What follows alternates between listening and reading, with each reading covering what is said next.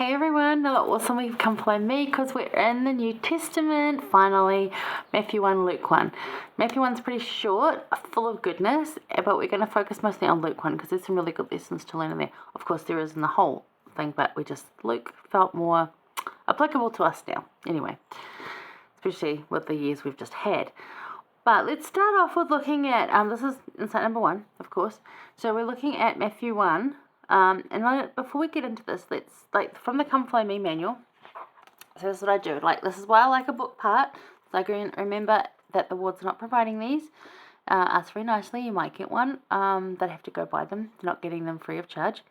So you need to go to distribution or, use it electronically and print it, I guess. Or just use it electronically because we're trying to save the planet. Alright. So I like to print these out. So this is just from the Come Follow Me manual, talking briefly about who the Matthew and Luke are. So it's a good little read. It just says, Matthew was a Jewish publican or tax collector whom Jesus called as one of his apostles. So Matthew wrote his gospel or his account mainly to fellow Jews. Therefore he chose to emphasize Old Testament prophecies about the Messiah that were fulfilled through Jesus' life and ministry. So he was writing to fellow Christian Jews. So his way of writing is to people that already believe in the Bible, already know that there's a Saviour coming. So this was him testifying of that. Luke, on the other hand, was a Gentile, so he was non-Jewish, and he was a physician or a doctor who travelled with the Apostle Paul.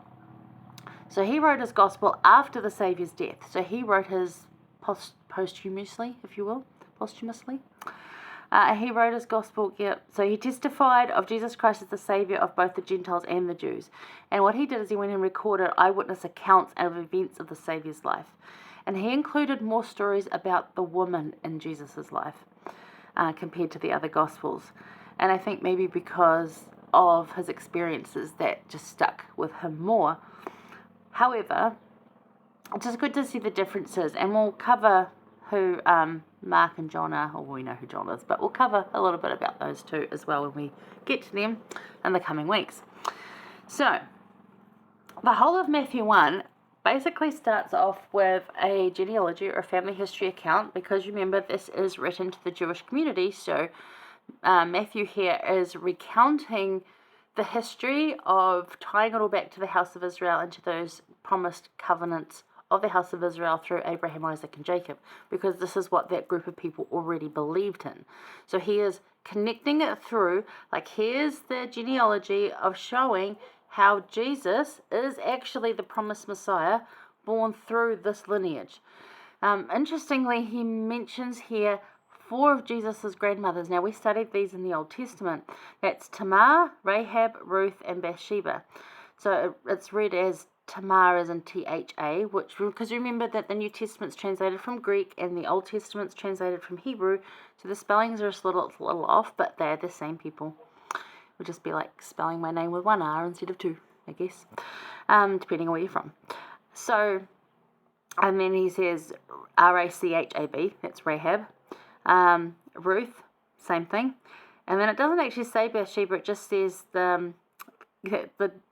and David the king begat Solomon of her that had been the wife of Urias, as in, we already feel kind of sad for what Bathsheba had to go through, so, but that son, and that's Bathsheba. So the interesting thing that's really good here is, one, knowing your lineage, your where you came from, sets the scene for you and helps you remember who you are or whose you are, where you came from, why you're there. It gives you a story of sad, joy, happy, sorrow, pain, peace, and so much more to learn from.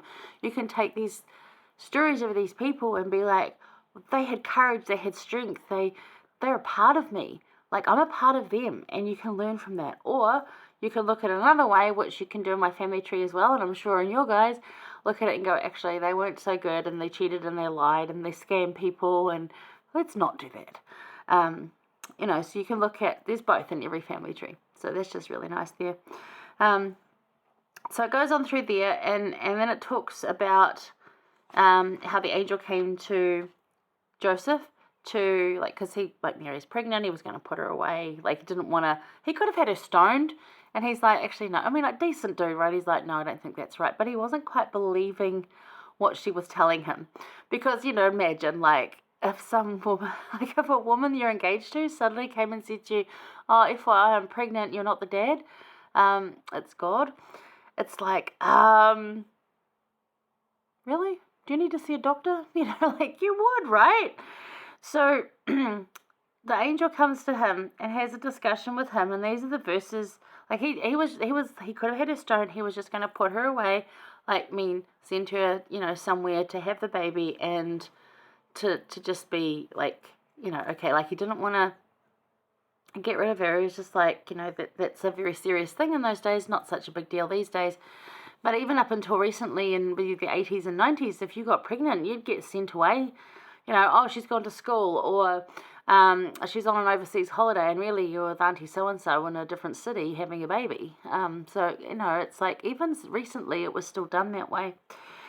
But anyway, Gabriel appears to him as well and talks to him and said, like, this, she's telling the truth, mate. She really is. And he also reminds Joseph of who he is, as in, like, you are born through this lineage. You are the rightful heir, just because the Romans are now in rule, but you are the rightful heir of this area. You are that royal lineage. So again, that remembering who we are gives us strength and helps us to focus. So here we go. Matthew starts off by giving a brief family lineage of Christ. Why? Consider his audience, largely Jewish Christians. He was stating fulfillment of prophecy. What's unusual here is that he mentions 4 women of Christ's lineage, ones we learned about last year: Tamar, Rahab, Ruth, and Bathsheba.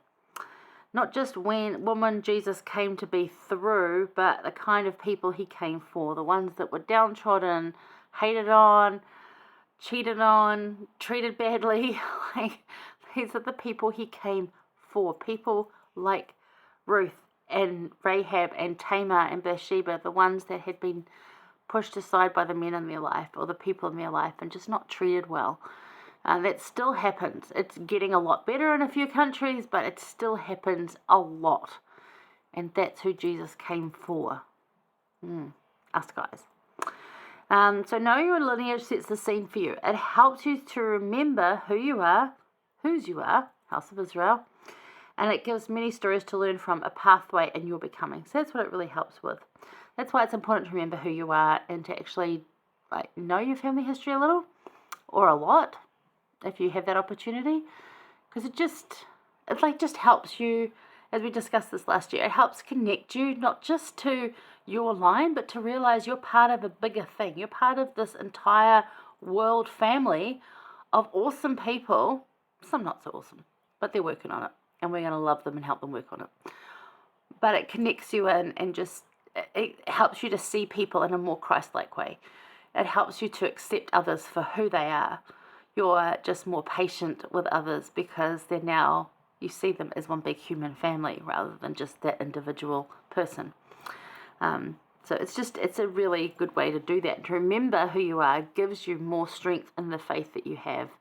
And part of remembering who we are is to know who we are and where we came from and who we came through and why we're here now. That's where it's based in.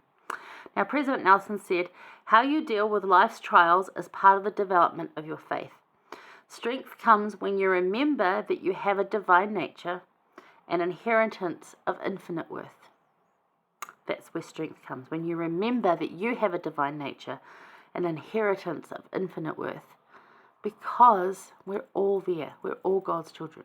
That's really cool. So that's basically Matthew 1. Just my little insight on that. We're going to go and look at Luke chapter 1.